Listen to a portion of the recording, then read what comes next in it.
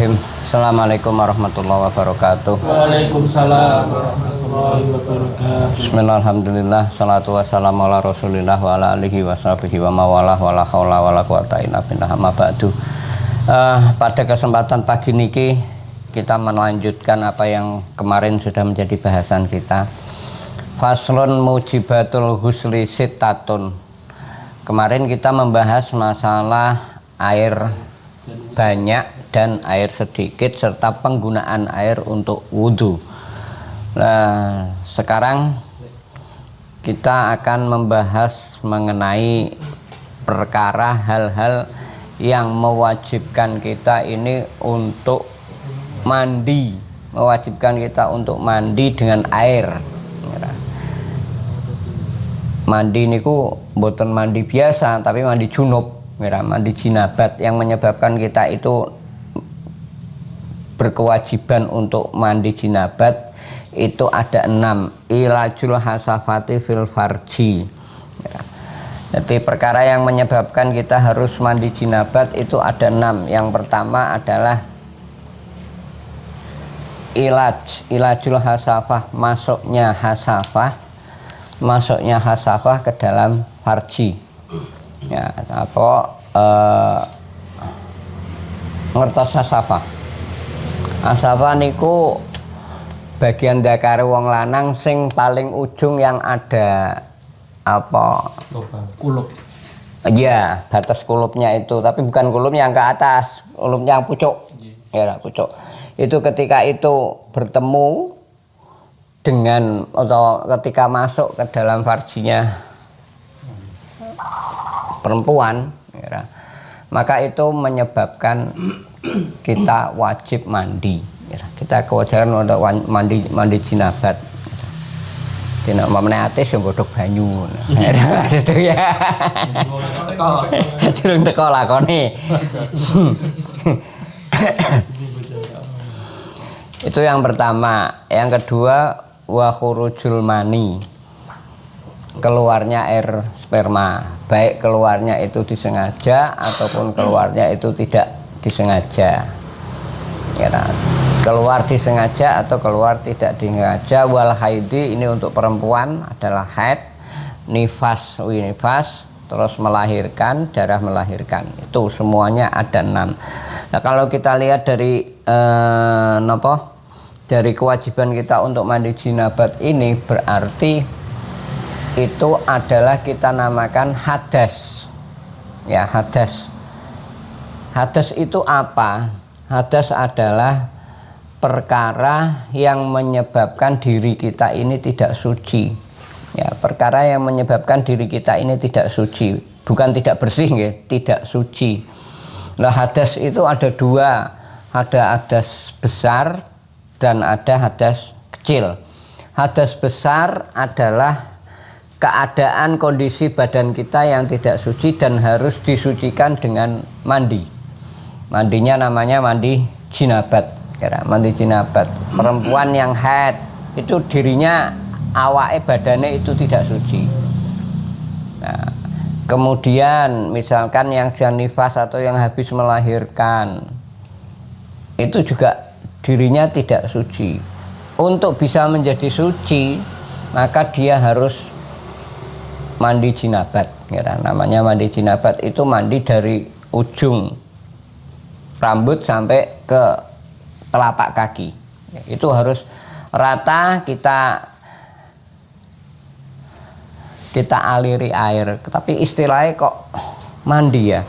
Padahal seumpamane mandi bebek yo kok gak apa-apa lho jane.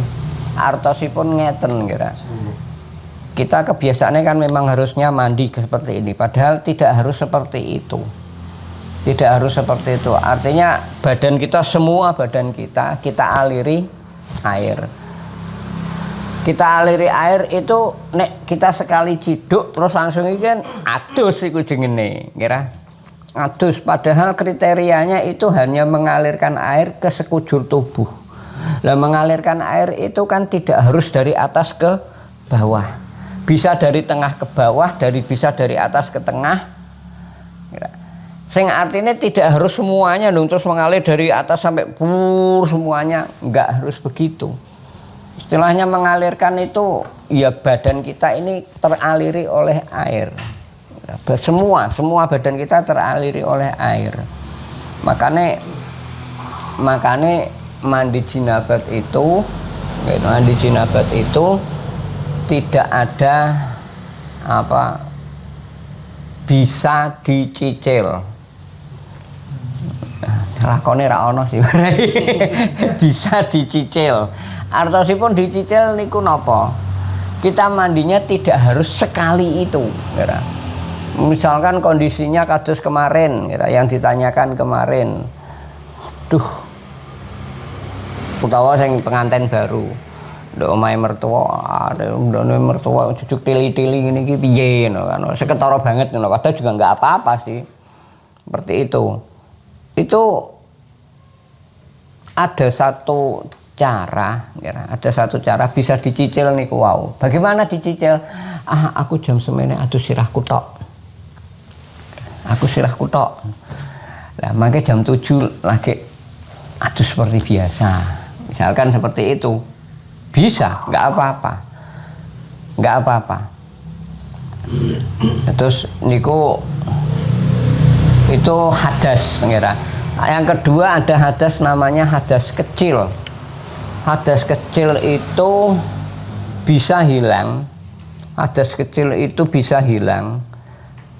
Bisa menjadi suci ketika kita berwudu. Kan, berwudu atau bertayamum ketika tidak ada air atau ada air tetapi tidak bisa digunakan. Ada air tidak bisa digunakan, kita bertayamum. Jadi hadas besar itu mewajibkan kita untuk mandi, mandi jinabat, sementara hadas kecil itu mewajibkan kita untuk wudu atau tayamum, wudu atau tayamum. Nah, kemudian yang menjadi yang sering kita jumpai, apa bedanya hadas dan najis? Yang sering najis.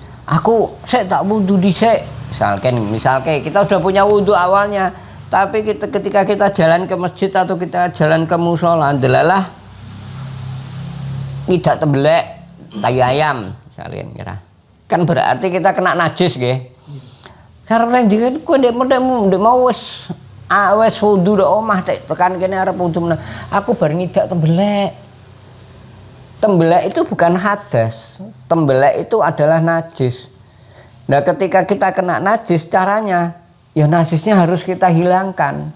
Cara menghilangkannya ya dengan mengalirkan air dalam tubuh kita yang kena najis niku mau. Jadi kita punya wudu, wudu kita tidak batal, wudu kita tidak hilang ketika kita kena najis. Misalnya jenengan lagi sholat tujuh mak blok, ana tai cecak, delalah kena jempol kaki kira. Lala kena jempol kaki, terus bagaimana? Napa harus wudu lagi? Tidak, karena telek cecak itu tidak menjadikan wudu kita batal. Okay. Tidak menjadikan wudu kita batal, tetapi kita hanya berkewajiban untuk membersihkan tai cecak niki wau. Dan itu yang sering terjadi, bahkan makan pun, makan minum pun itu tidak membatalkan wudu. Makan dan minum itu tidak membatalkan wudu. Aku dek mau wis ngincipi iku wis mangan bakso saya tak wudu meneh. Padahal sebetulnya nggak perlu karena kita makan itu tidak menjadikan wudu kita menjadi batal.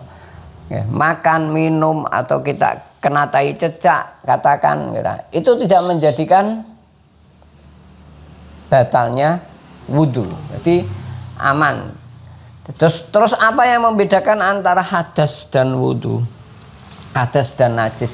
Ketika yang namanya najis itu adalah bendanya.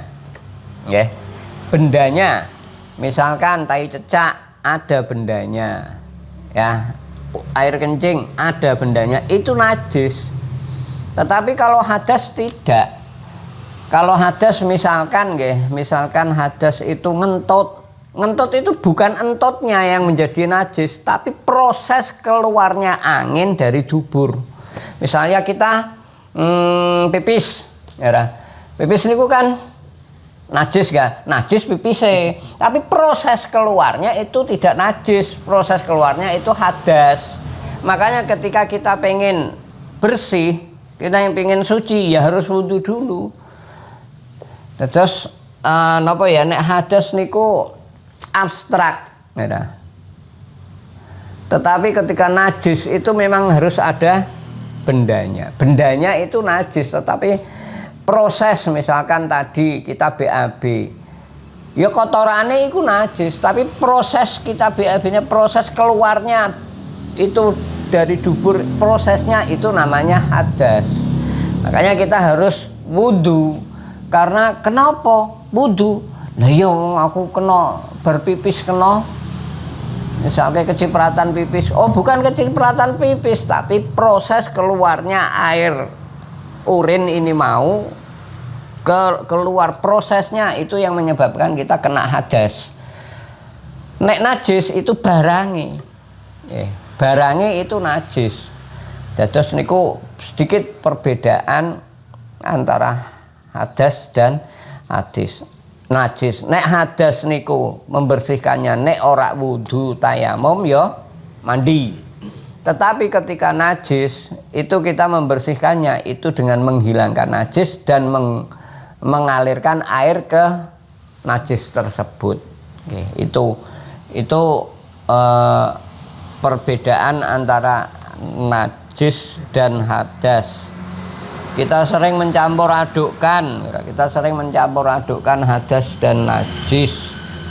Wis kadung duwe wudu kok omah, lunga ring masjid, lunga ring musala, jebule pleak tembelek ayam terus wudu meneh, enggak perlu. Nggih, mboten perlu kita untuk wudu lagi, tetapi kita hanya perlu menghilangkan najisnya niku mawon, kira. Niku adalah napa mau yang menyebabkan kita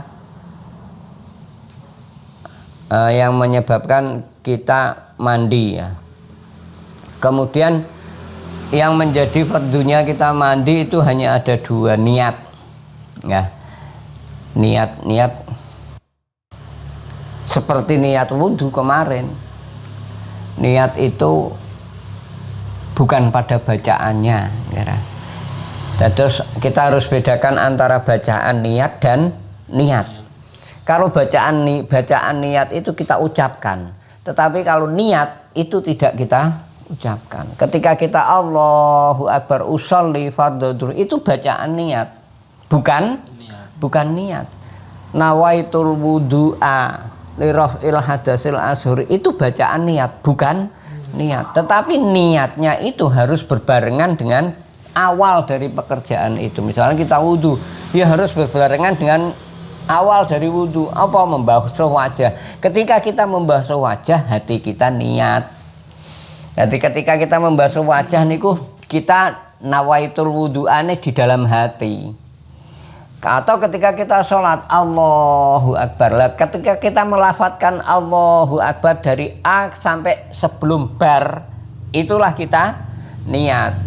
Allah itu dalam hati usolli fardhu dhuhri. Atau misalkan kok repot sih dalam hati niat engsun sholat duhur, niat engsun sholat asar, niat engsun sholat maghrib, cukup di dalam hati. Dan itu harus bersamaan dengan takbiratul ihram. Sebelum kita kerok terakhir Allahu Akbar, sebelum akbar ini kita harus sudah selesai niat. Ini kita sebelum Allahu Akbar kok sudah muni usolli fardhu dhuhri, itu adalah ucapan niat, bukan niat. Okay. Niku minimal niku tekan pundi Ustaz? Sing ten manah niku. Usolli fardhu dhuhri ngoten pun sah napa? Sah. Nggih.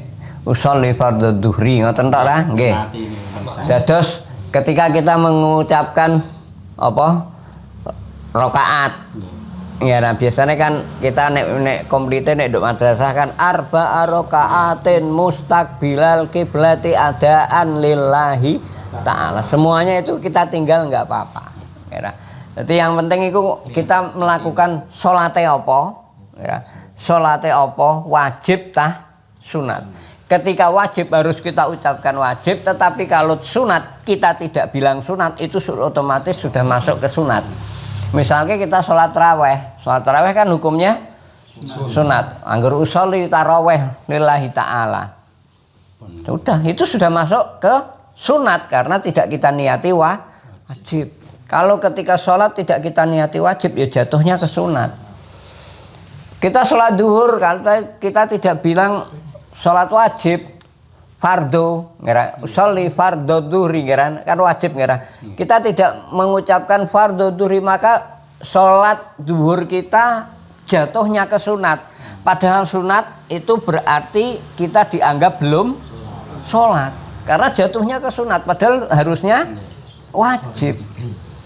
Jadi nek kita kok sholat tetapi kita tidak menentukan fardu dan sunatnya, sanggur polosan ngono wae, niat ingsun salat rong rakaat. Ngoten ya. Kan kita tidak menentukan fardunya atau sunatnya, maka salat itu jatuhnya ke salat sunat. Tetapi kalau tidak salat sunat tapi ora tak sebut sunat apa. Nek kita masuk ke masjid sunate tahiyatul masjid. Ketika sebelum sholat duhur kita sholat 2 rakaat qobliyah atau ba'diyah. Lah niki napa aku kula teh ndek wau lali. Oh, ketika kita lupa mengatakan iku sholat apa, berarti itu jatuhnya adalah sholat sunat mutlak. Nggih. Lah pripun angsal? Angsal. Ngira angsal. Tapi nek sholat Jumat ya kudu diniati wajib. Ngira nek sholat Jumat aja dinengake. Nek sholat Jumat mboten muni wajib ya jatuhnya Jumate engko sunat. Nek jatuh sunat belum cukup, padahal sunat itu Jumatan niku wajib. Nggih, dados niku jamaah pripun? Jamaah, nggih, jamaah pun harus ada di dalam hati, di kerenteknya jamaah. Kira. Apalagi ketika sholat yang wajib jamaah. Napa sholat yang wajib jamaah? Jumat. Jenengan sholat Jumat ndok omah dhewean, ora iso. Ora entuk. Khotib pipian. Di khotib dhewe. Jumatan dhewe kira. Nek jenengan sholat zuhur Jumat ndok rumah ya jatuhnya aja Jumatan, duhur. Kira Jumate duhur. Nah, ketika sholat Jumat itu kita juga harus makmuman, harus makmuman. Jadi ada beberapa hal yang boleh ketika niat, ada beberapa hal yang boleh dihilangkan. Satu, jumlah rakaat, terus menghadap kiblat, dan lillahi ta'ala ini enggak kita ucapkan, enggak apa-apa. Karena ini boleh diucapkan, boleh juga tidak. Mustaqbilal kiblati adaan lillahi ta'ala. Itu adaan pun tidak harus disebutkan. Ketika kita sholat kok pas waktunya, berarti kita jatuhnya memang adaan. Kan boten sik kedangon. Iya, Allah, sesuai ra lebar-lebar, pusing ra lebar-lebar. Nah, ya ada, memang ada yang kadang-kadang kan kita nanggoh, ya nanggoh kita ketemu di satu tempat, di satu daerah.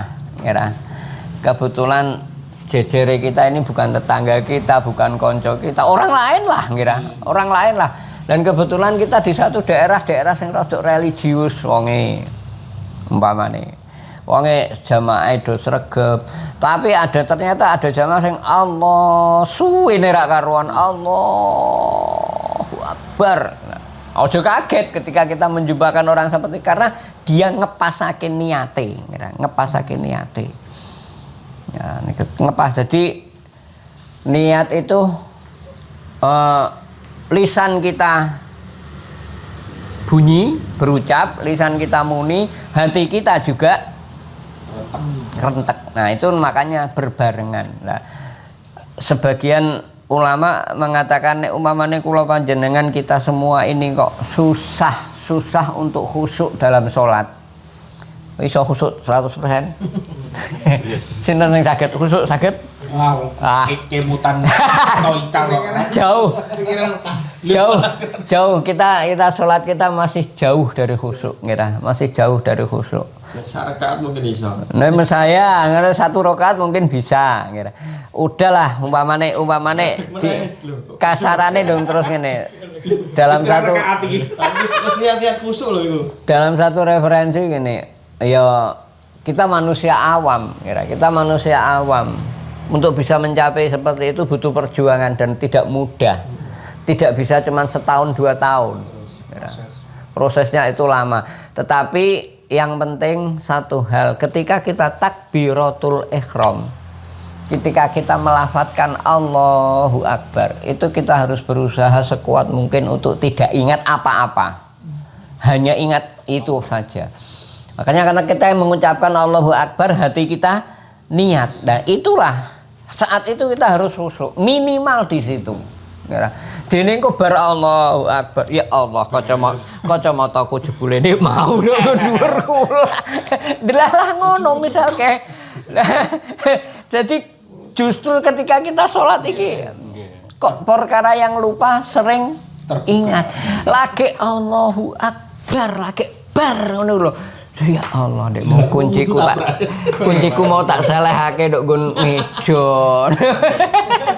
Lah ternyata begitu, Jadi ulama, ada sebagian ulama yang mengatakan minimal kalau kita tidak bisa khusyuk 100%, 50%, 50% tidak bisa 25%. Anjen wis kepepet ra iso, minimal ketika kita takbiratul ihram kita hilang urusan yang lain, urusan kita hilang, kita hanya fokus kepada Gusti Allah. Ketika Allahu Akbar bariku eling-eling kok anjen aku menungso kok.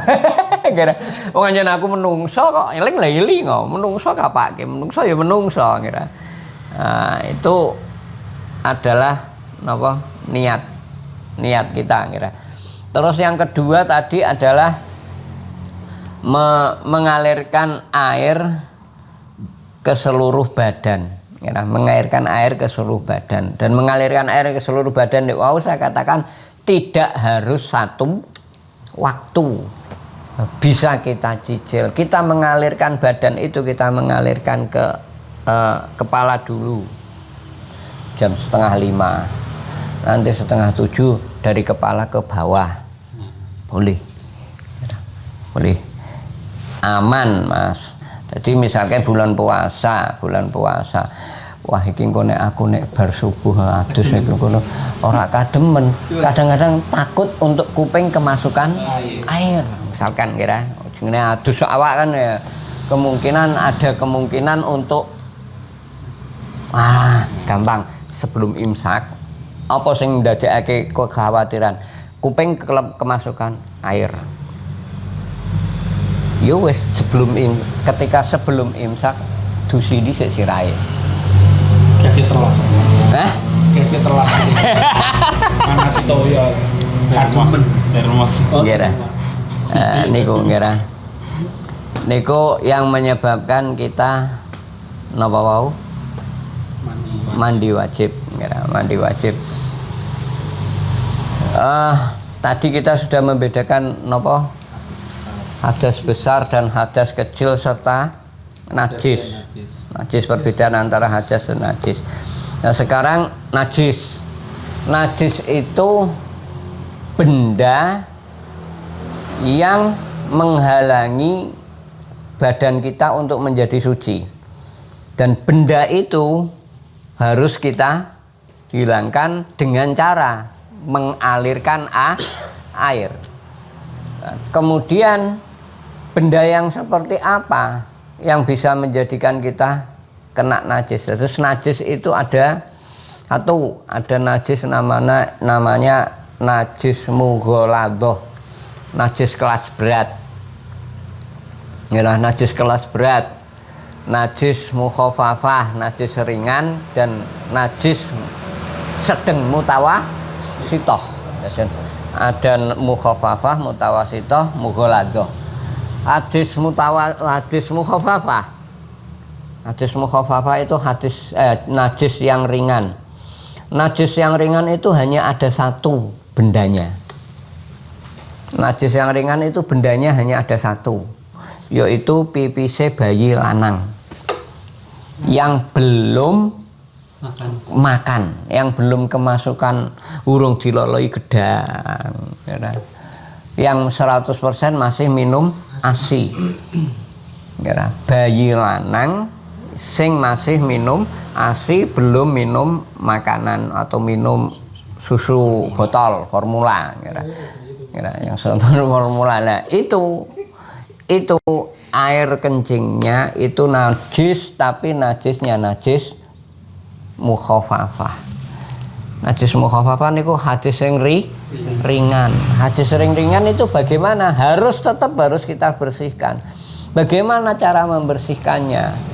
Cara membersihkan, karena ini sifatnya hadisnya najisnya adalah najis ringan, maka cara membersihkannya tidak seperti yang lain. Kalau yang lain harus dialiri dengan air, tetapi kalau dia tidak, sudah cukup diciprati tok sudah cukup. Jadi tidak usah dialiri air, tapi cukup diciprati itu sudah menjadikan suci. Tapi khusus bayi lanang, bayi wedok no. Khusus bayi lanang, bayi wedok tidak. Nek bayi wedok tidak ada najis mukhafafah. Nek bayi wedok niku jatuhnya najisnya hadis mutawasitoh. Jadi diambil rien Ustaz. Kenapa nih? Najise mukhafafah niku dipendet rien. Tidak diciprati mawon. Misalnya jenengan duwe anak lanang lagi timban kok ngompol. Nggih. Iku lambimu diciprati tegel. Artinya ketika jenengan sholat seperti itu, kok iso nampa sah. Tapi terkadang ancen jengene wong niku nggih.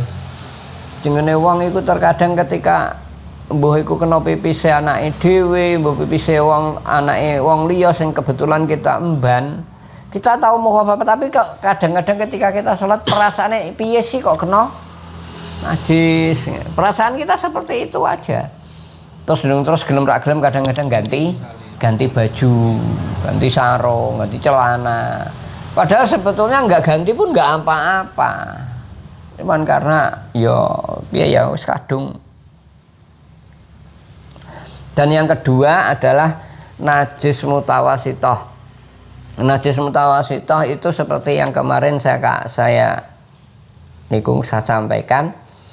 Najis mutawasitoh adalah semua najis yang tidak masuk golongan atas dan tidak masuk golongan bawah. Cara mensucikannya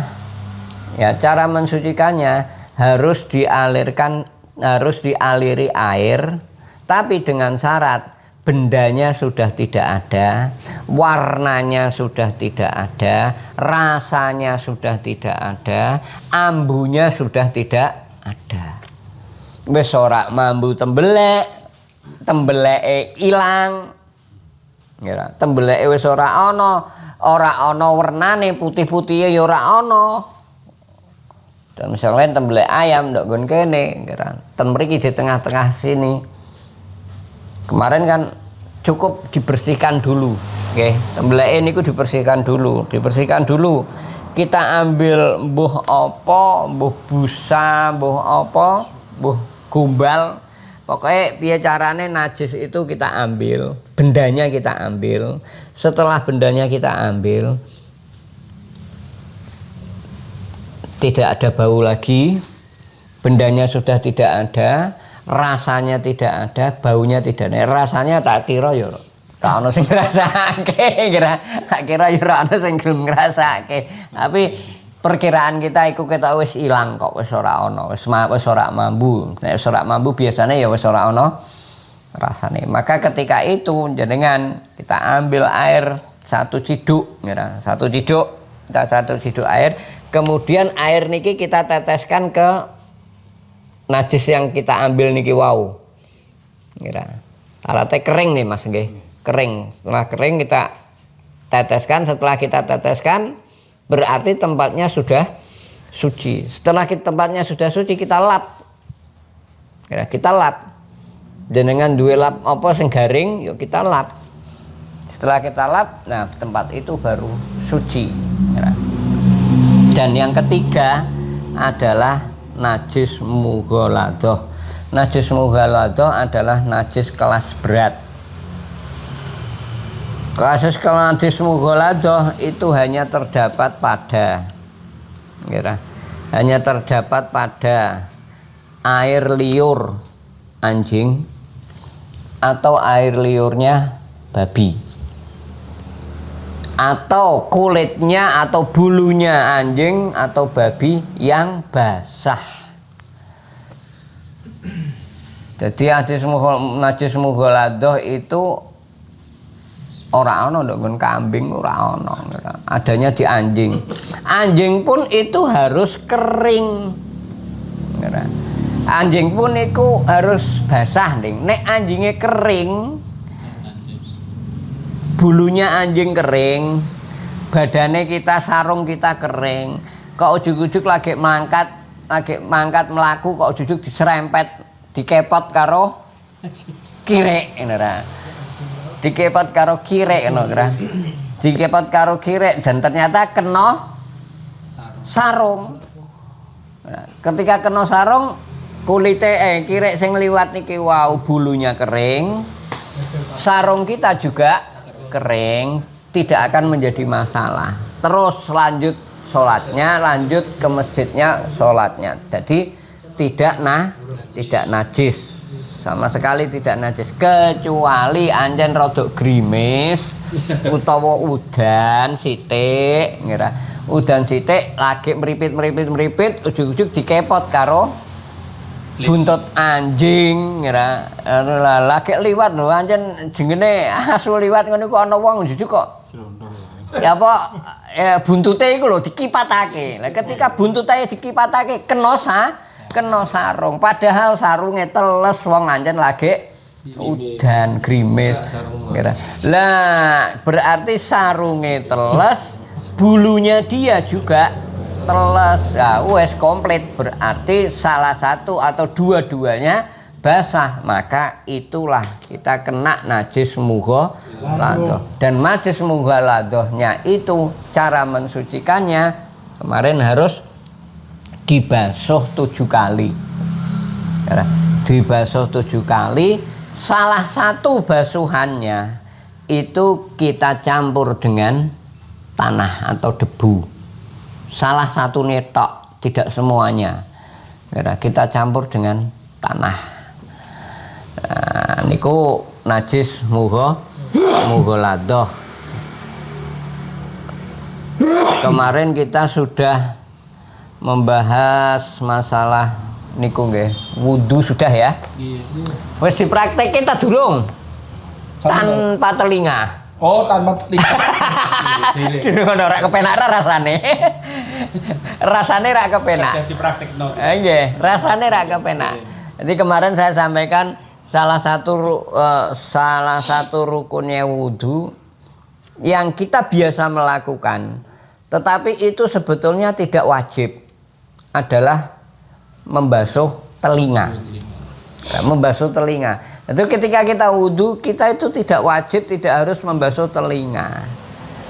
Kemarin niki Mas Edo dan kawan-kawan sekali-kali dipraktekkan. Kurang rasane rak kepenak. Rasane ganjel. Ketika kita sudah biasa pakai telinga, kita tidak melakukan dengan telinga. Rasane niku lho kok kaya ana sing gurung komplit. Karena itu tidak menjadi kebiasaan kita, tapi harus kita praktekkan. Harus kita praktekkan. Niku sing jarene kenapa harus kita praktekkan? Niku jarene ngeten. Ketika kita tahu satu hukum, kita harus melaksanakan hukum itu, walaupun sekali seumur hidup sisan. Walaupun sekali seumur hidup. Jenengan tahu bahwa tidak membasuh telinga itu adalah sesuatu yang tidak menjadi syarat, tidak menjadi kewajibannya orang berwudu. Kita tahu, maka kita harus mempraktekkan. Itu namanya mengamalkan ilmu. Walaupun sekali dalam seumur hidup. Walaupun sekali seumur hidup. Kira wajib. Mudah nanti dikira wajib. Ya, salah satunya memang begitu. Apalagi ketika panjenengan gadah murid, panjenengan dijadikan panutan. Jangan sekali, jangan dong terus rutinitas itu kita lakukan terus. Nanti muridnya jenengan, oh Pak Guru dek ngono terus ya, berarti menawa iku pancen memang wajib dilakukan. Terkadang sesuatu yang tidak wajib itu harus kita tunjukkan, harus kita tampilkan. Ketika kita wudhu kadang-kadang baru terus langsung sikil tanpa ora diprotes. Pak Guru, wudune saya kurang siji. Ustaz wudhunya kurang satu, jenengan belum membasuh telinga. Kurang kok dikonoke nek sing teliti. Kurang mangke dikonoke. Dan pertama jenengan praktek, engko rasane kan rak kepenak ngono lho. Rasane rak kepenak estu. Garing. Nggih. Rasane ora kepenak. Kupingmu garing. Masih panas. Nggih. Kuping wadem. Surutut tayamum. Syaratnya tayamum itu ada 10. Niki syaratnya nggih. Seseorang tadi kita mensucikan badan dari hadas dan najis dengan media air. Sekarang ada media selain air yang bisa kita jadikan untuk bersuci, baik itu hadas ataupun najis. Apa media itu? Media itu adalah debu. Ya, medianya debu, kita menamakan dengan tayamum. Kapan seseorang bisa untuk bertayamum? Ya, sebabnya orang tayamum itu ada 3 sebabnya ya. Sebab kita diperbolehkan untuk tayamum. 1, tidak ada air, faqdul ma'i. Yang kedua, ada air tetapi kita tidak bisa menggunakan air tersebut karena sakit. Badan kita tidak bisa untuk menerima keliwatan air. Dan yang ketiga, ada hewan yang lain yang lebih membutuhkan air tersebut. Misalnya dalam keadaan kering, kita ada air, tetapi golongan kono kok ono kucing pirang-pirang, ono ayam pirang-pirang, arep juga air tapi ora iso medun. Aire mok gerek iku nggo wudu wong telu cukup. Tapi ayame do jerabing. Pengen ngombe. Maka kita boleh tayamum, air iku ben dienggo ngombe ayam. Oke. Banyu iku ben dienggo ngombe kucing. Banyu itu ben dienggo ngombe anjing.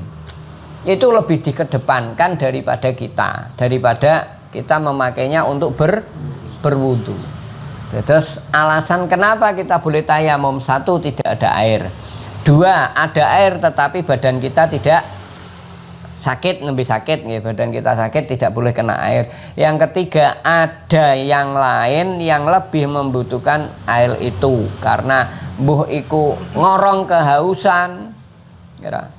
Ketika ada air mau saember, airnya mau saember, sing butuh air itu orang 1 batalion.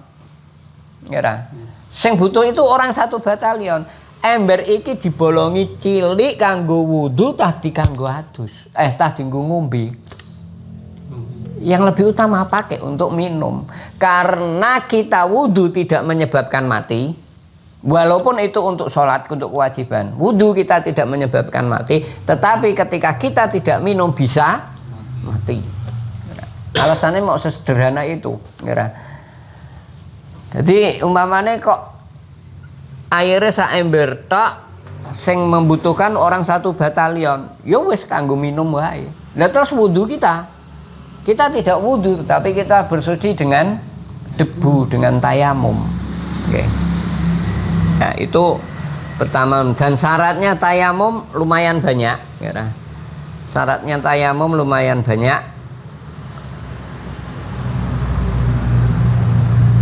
1, syaratnya tayamum itu ada 10 nek salah.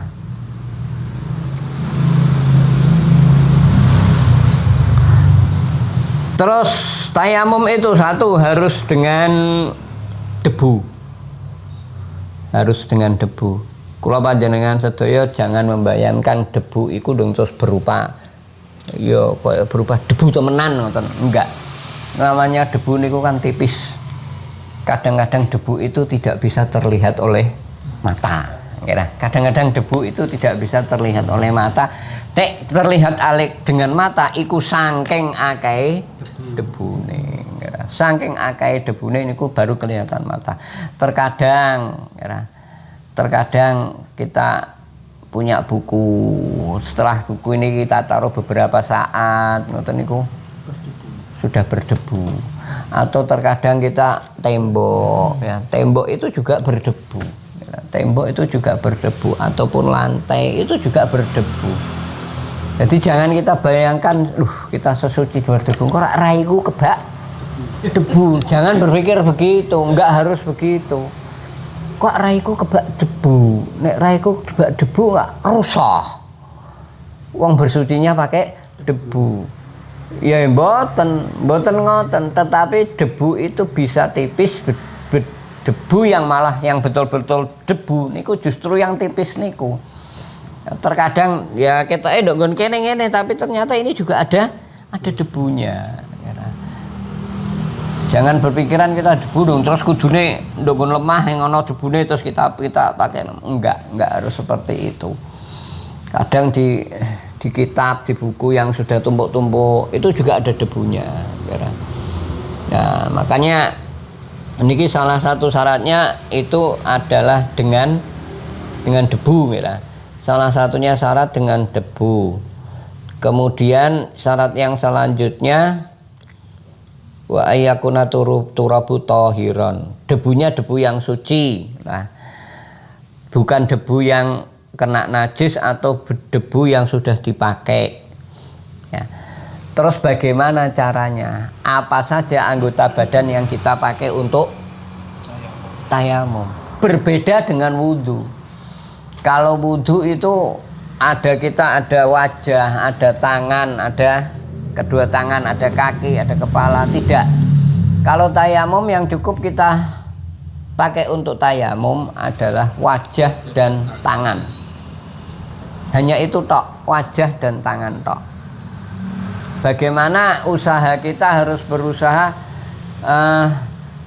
tangan kita yang sudah kena debu ini bisa kita pakai satu untuk wajah, kemudian bisa kita pakai untuk tangan dan rata. Atau sipun sekali kita nemplek ke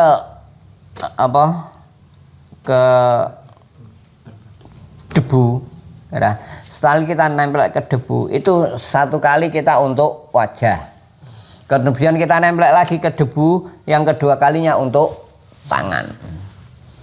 Dan nggak bisa kene terus jukok neh nggak, cukup 2 kali ketukan ya.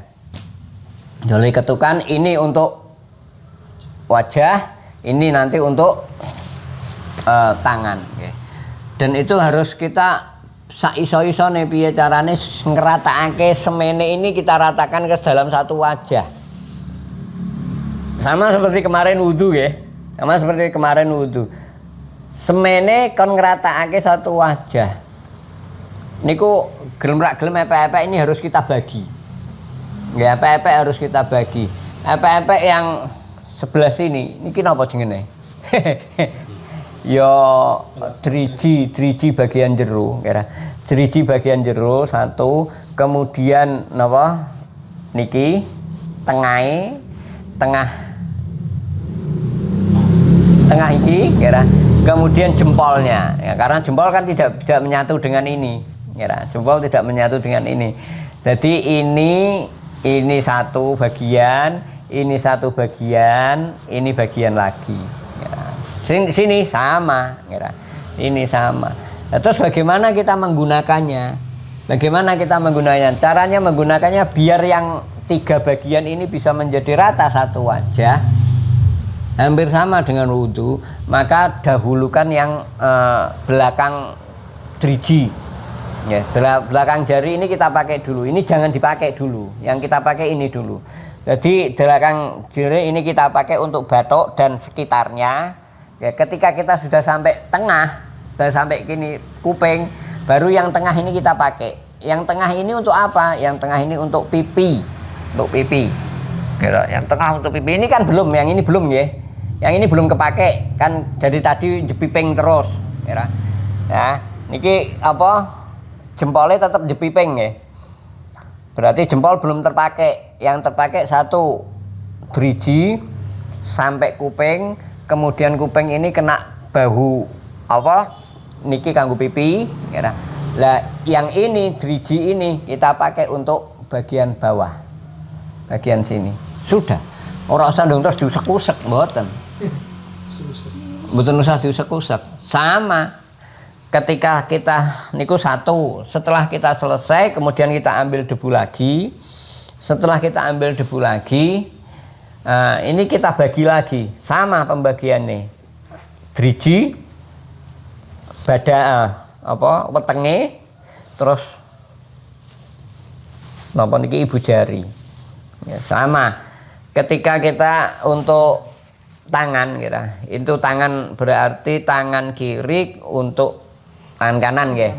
Yang pertama kita pakai yang niki nggih, apa? Driji. Bagian belakang driji untuk tangan sampai sikut memburi. Nggih. Ret, nggih, sampai ke sikut nggih. Sikut berarti niki kan sing niki dereng kepake nggih. Sing ini bareng kepake diputerake. Ret. Nah, ini yang sebelah sini. Terus jempol ketemu jempol.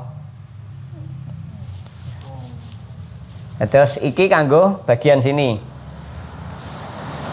sampai nopo sikut, terus sikut diputer ketemu niki nggih. Bagian apa-apake kene set pol jempol ketemu jempol. Kira ngoten sami. Set jempol ketemu jempol. Rata. Ngira, niku rata ngira. Dadi ora ndung terus kaya banyu ngeten iki mboten, ngira mboten. Tapi memang harus gelem ora gelem kita bagi epek-epek. Terus iki apa sih ngene iki jenenge kene iki? Telapak tangan. Ora iki. Nek ndure kene. Telapak jari.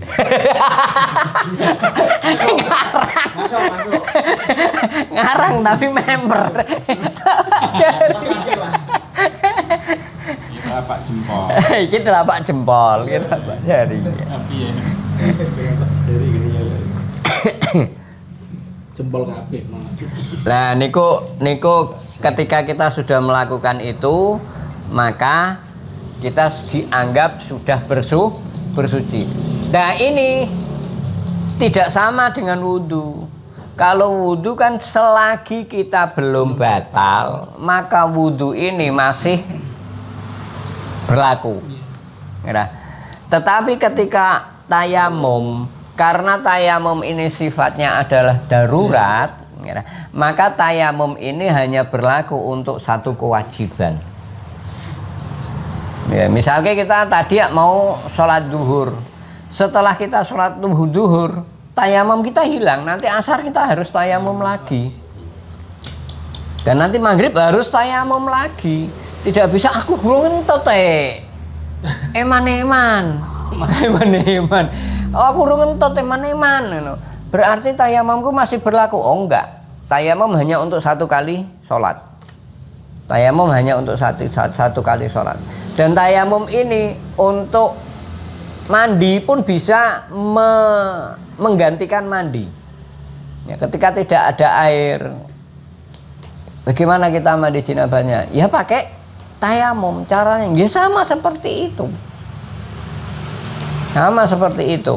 Jadi niku kelebihan beda tempat napa. Iya. Nek iki kan berarti wis mustakmal. Kan yang pertama saya ambil di sini, kira. Pon, kan berarti cap jariku kan wis ana nduk kene, cap tanganku. Nek ambil nduk kono meneh kan berarti niki kan sing wis tipak kan mustakmal. Kalau sudah mustakmal ya jangan dipakai. Berarti kita harus ngambil bawahnya utawa tempat yang lain. Sama ketika kita wudhu, kita wudhu, air dari bekas wudhu ini ya tidak boleh kita pakai untuk wudhu lagi. Karena itu namanya air mustakmal, dan debu yang bekas kita ngambil itu juga debu mustakmal, maka tidak boleh kita pakai. Sama kayak mandi kan. Napa? Kan pada diri ngertos kadang kira mandi kan pakai gayung toh. Nggih. Nek apa kulai mboten ten rong kula. Nyeduk ngeten kan mlebu balik-balik. Mlebu ring kula. Saene kan nggih pancuran. Lah nek nganggo pancuran oh nggih. Niku kadang kan mboten ngertos ya ta. Nggih. Nyeduk ngeten, nyeduk meleh. Kadang kan kamar mandi niku kan ada yang besar, ada yang besar, ada yang kecil. Dan sekarang praktisnya orang niku kan pakai ember. Kalau enggak kadang-kadang di tempat bangunan itu kan ada kulah cilik niku loh, sing bentuk nyudut niku, sing ngeten niki, plastik niku, itu kan kemungkinan airnya kan kurang dari 2 kulah. Kemungkinan kan airnya kurang dari 2 kulah, maka air itu tidak bisa dipakai untuk bersuci. Dia akan bisa dipakai bersuci kalau air itu dialirkan. Nggih. Jenengan gada ember, nek wudu ya aja saka ember iku. Soalnya ember iku airnya air sedikit. Caranya kita ambil napa? Gayung utawa apalah, mangkok tah apa ngoten, kita ciduk airnya baru kita pakai untuk bersuci. Kalau wudu ya wudu. Nah, kemudian ketika kita untuk mandi misalkan, airnya tempatnya memang itu, usahakan kita nek mandi niku yo badan kita rodok jauh. Soalnya kadang-kadang ketika kita mengucurkan airnya itu balik ke bak kaki. Tangan ya, tangane ngotos. Nah, makanya niku nek umpamane nganggo ember niku dibolongi malah sae. Tapi di tempatnya rodok dhuwur. Jadi nek dibolongi ndung terus kaya padasan. Nek kaya padasan ndung terus kaya keran, kira. Kaya keran. Saene panci keran ta.